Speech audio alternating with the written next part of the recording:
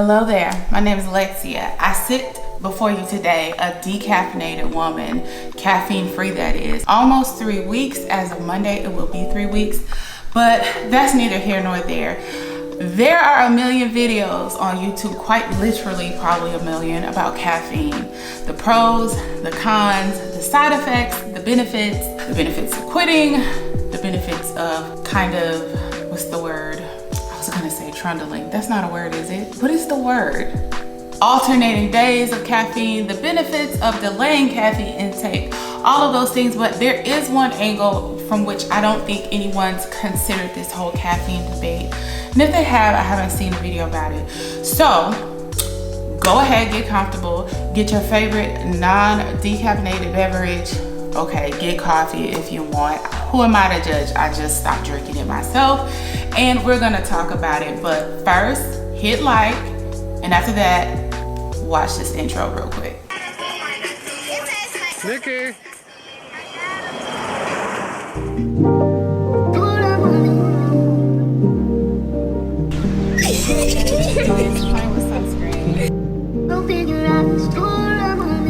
So I'm gonna take my camera.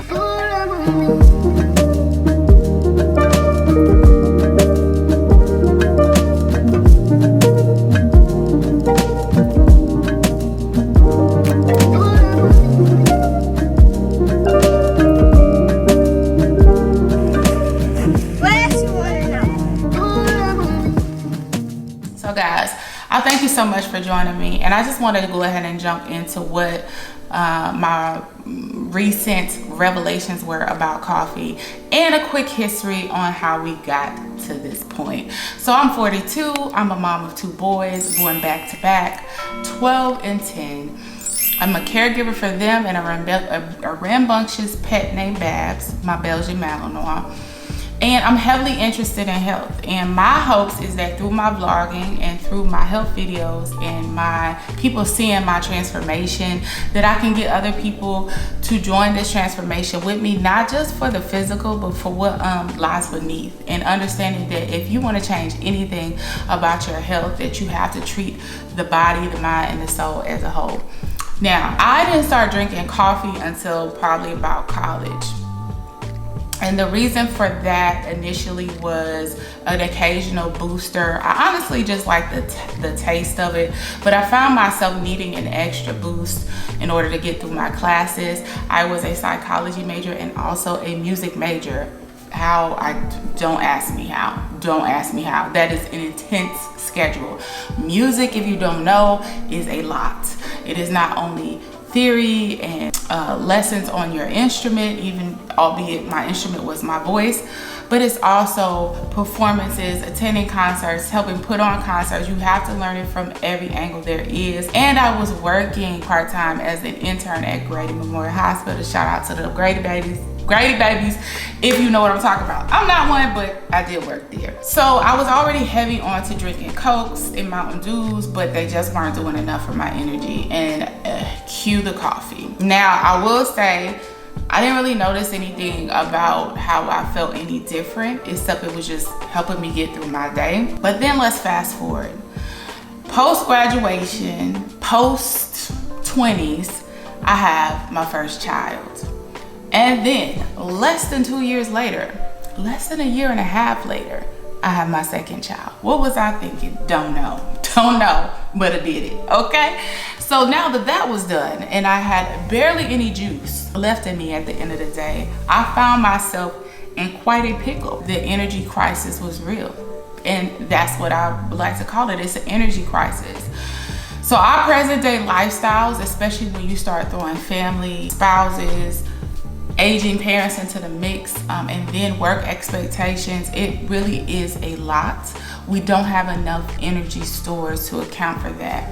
And so it requires us to be proactive about adding things into our daily routine to get that energy. Unfortunately, the easiest thing to do is grab caffeine. Caffeine is a drug. It works directly on adenosine receptors. I'm not gonna go too much into the scientific part here because there's so many videos from so many people who are actual experts in this field. But a quick overview is that we have these things called adenosine receptors in our brains.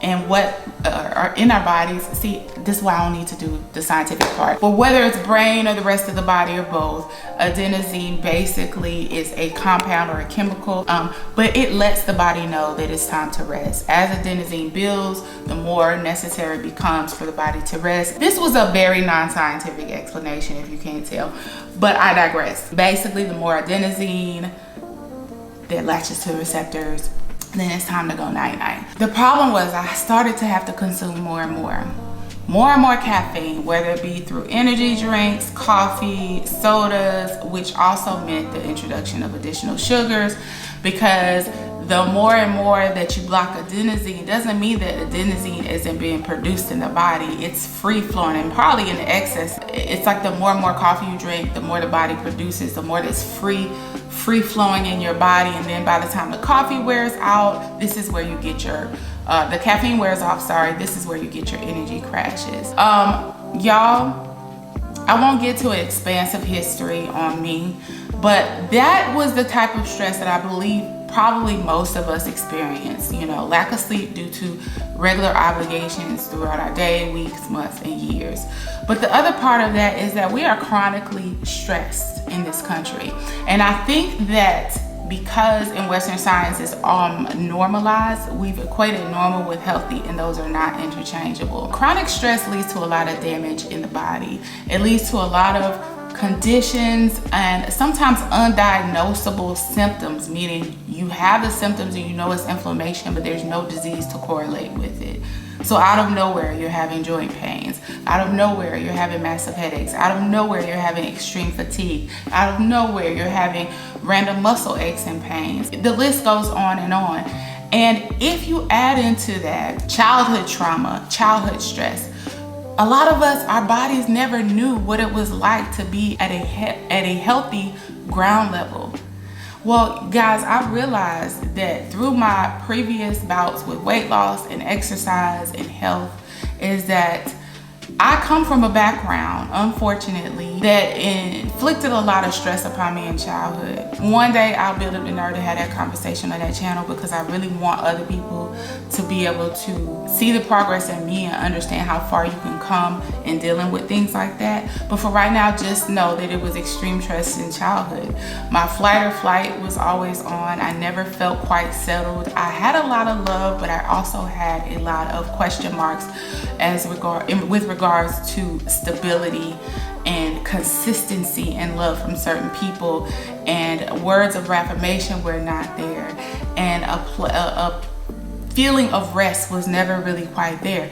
Then I go straight from that into college, and from that into adulthood and navigating the 20s, and from that into having 2 children and a failed marriage. And all I know is that I never knew what it was like to be at a healthy ground zero. My baseline is out of whack, and I know my stress hormones are high. I have gut issues. I had multiple misdiagnoses of the symptoms I was having all the way back to 14. So coffee wasn't the culprit, but if you've come from a high stress environment and chronic stress, you have to train your body that everything is not a threat. And even if your mental feels like you can acknowledge that you are in a safe space, the body doesn't catch on so easily. So I had to start looking at what I consume in addition to how I work out and how I eat, and know that in certain ways I was attacking my body just as much as external factors of stress were. See, if somebody comes from a place of stability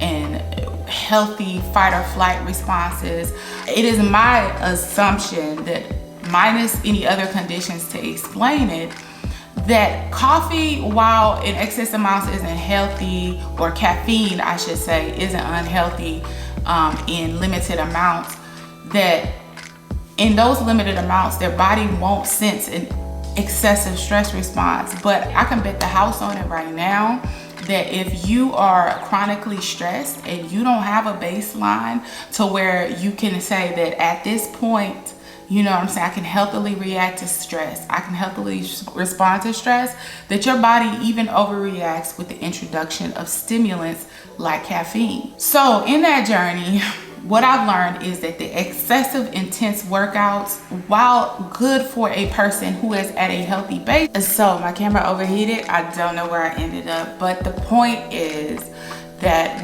I decided that I really need to tailor my health journey more, or cater it more to my experiences and what I'm already starting off with.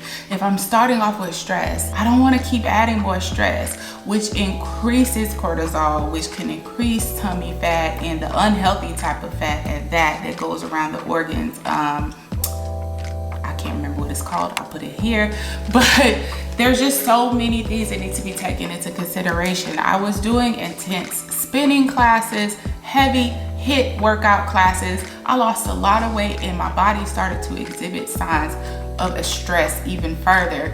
I was happy with how I looked, but I felt terrible. My stomach problems began to get worse.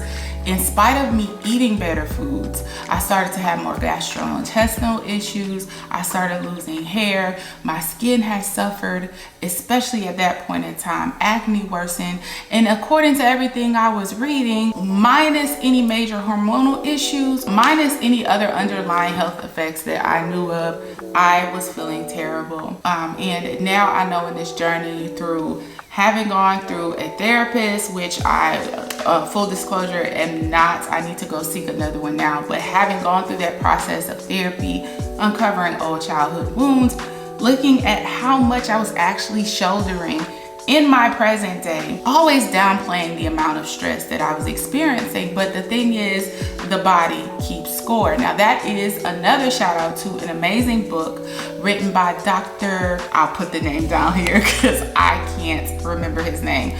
But it also talks about how we can mentally trick ourselves. We can stay in denial forever about how much stress our day-to-day lives entail, even how much stress we experienced in childhood. But our body will forever keep the score, even when mentally we blocked it out. And that's crazy to me. It's an amazing thing because the body does these things, believe it or not, in a form of self-preservation. It wants to go with what's familiar, even if what's familiar is not the healthiest thing, because to the body, the unknown is one of the most dangerous things there is.